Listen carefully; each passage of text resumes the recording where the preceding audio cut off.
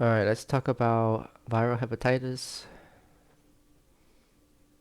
Um, Hepatitis A is an RNA virus with incubation period around 30 days.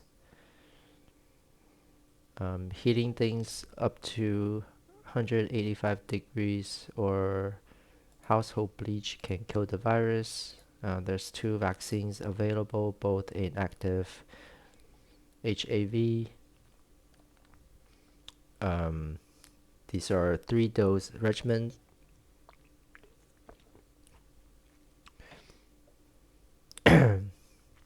You confirm the diagnosis with IgM to the virus.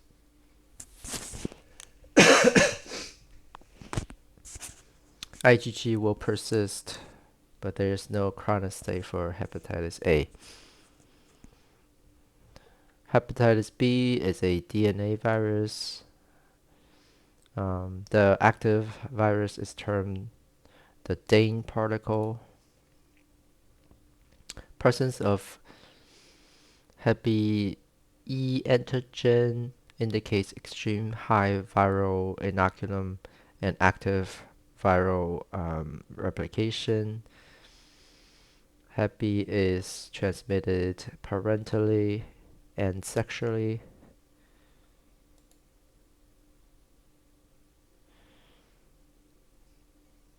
They can live on surfaces up to 7 days. There is a possibility for blood transfusion transmission. The risk is 1 to 150,000 units.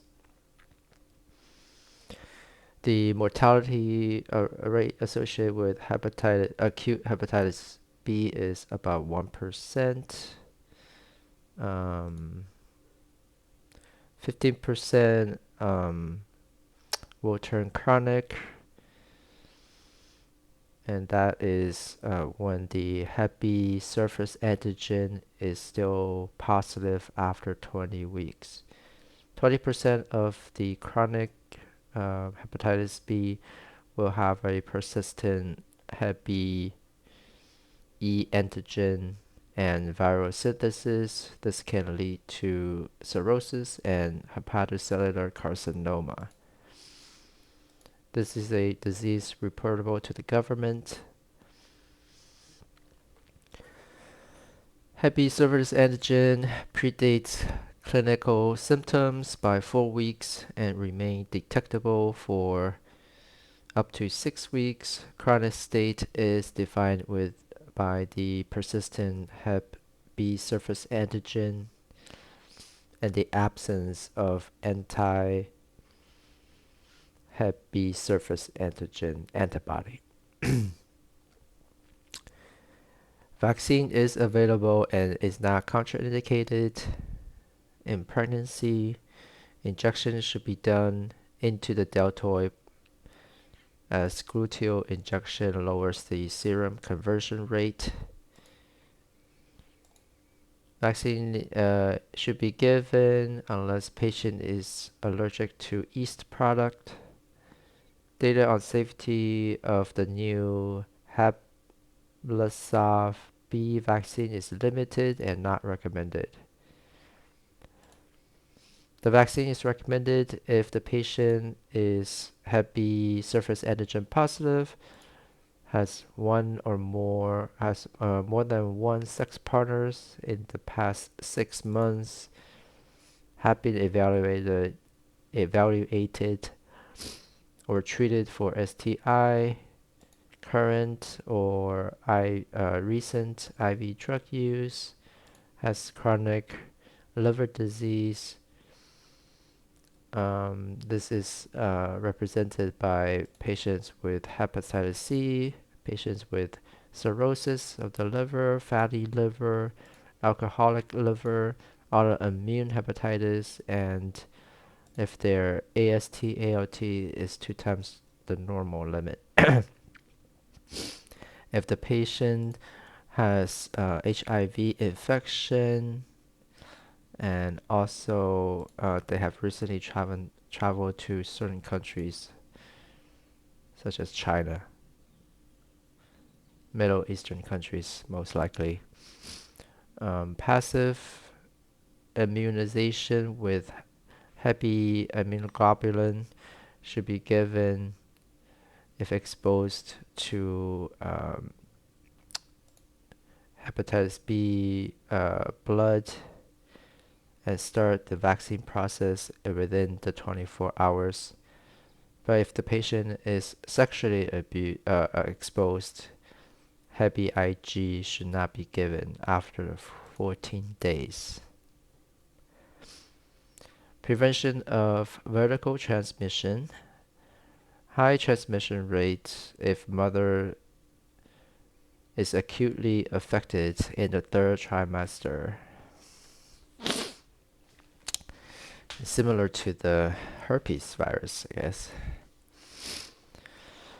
80% transmission rate if exposed in the third trimester versus only 10% if exposed in the first trimester.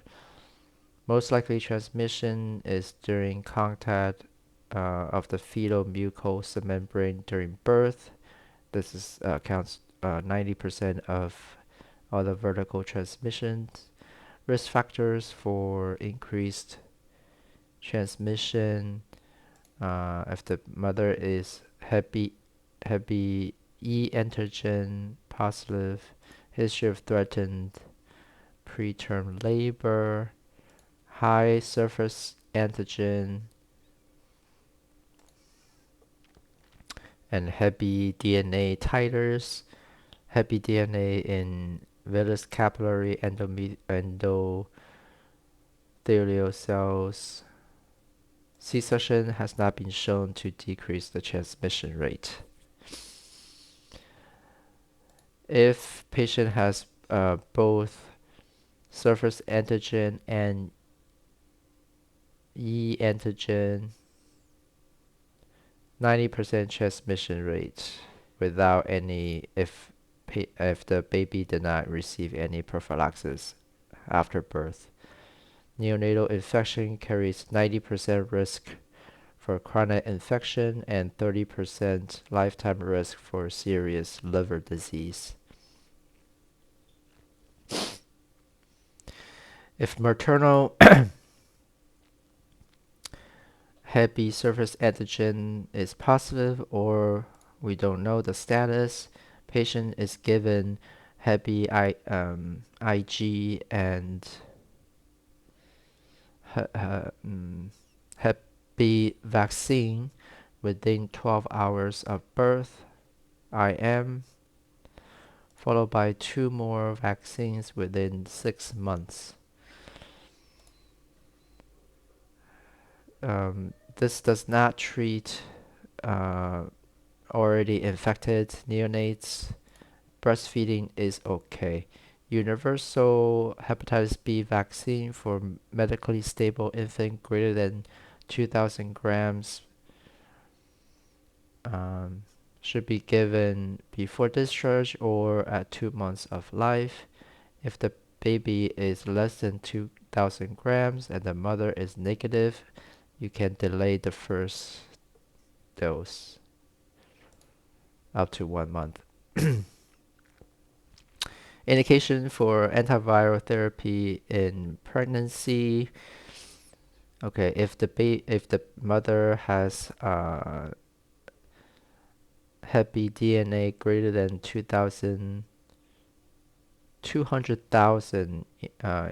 international units per ml in pregnancy, antiviral therapy is indicated.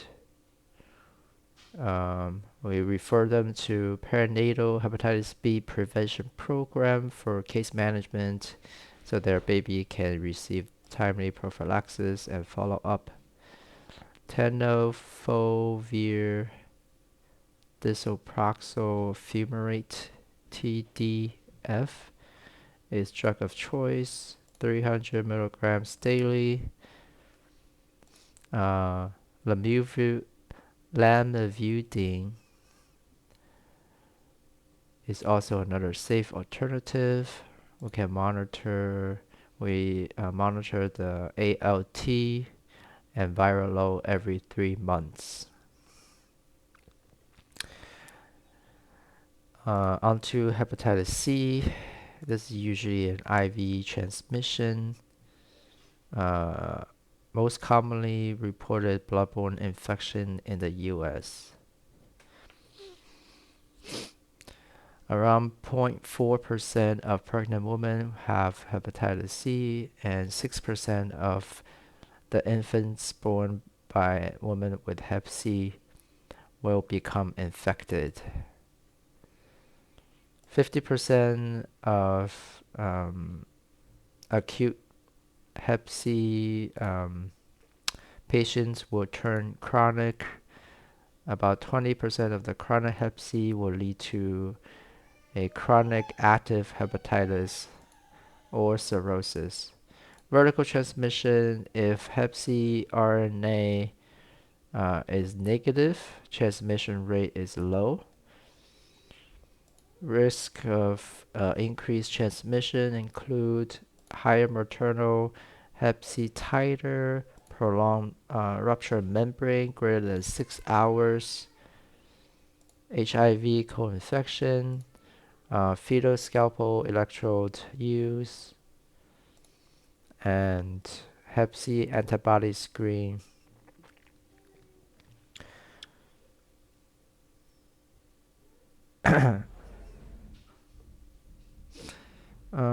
Actually, this is not true anymore.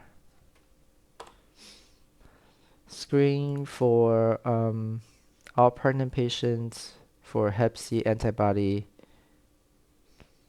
This is universal. Then, if positive, will reflex to hep C viral RNA PCR.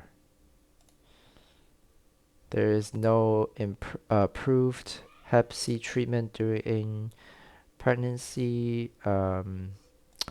Preconception counseling and screening for hep C, and if found to be positive, direct acting antiviral treatment is very effective to achieve sustained virologic response, SVR.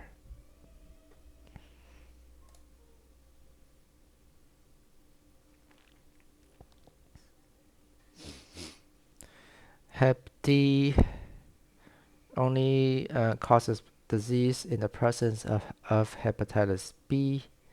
If chronic, this can cause more severe cirrhosis and portal hypertension. IgM antibody is diagnostic. Hepatitis E is a waterborne virus similar to hepatitis A. Fulminant hepatitis E is more likely in pregnancy. Amniocentesis carries low risk of transmission of hep B and hep C, and is not is still recommended if patient needs it. Breastfeeding: hepatitis B surface antigen positive patients can still breastfeed if the baby already received the vaccine and hep B immunoglobulin. If the mother is hepatitis E antigen positive, the data is not clear.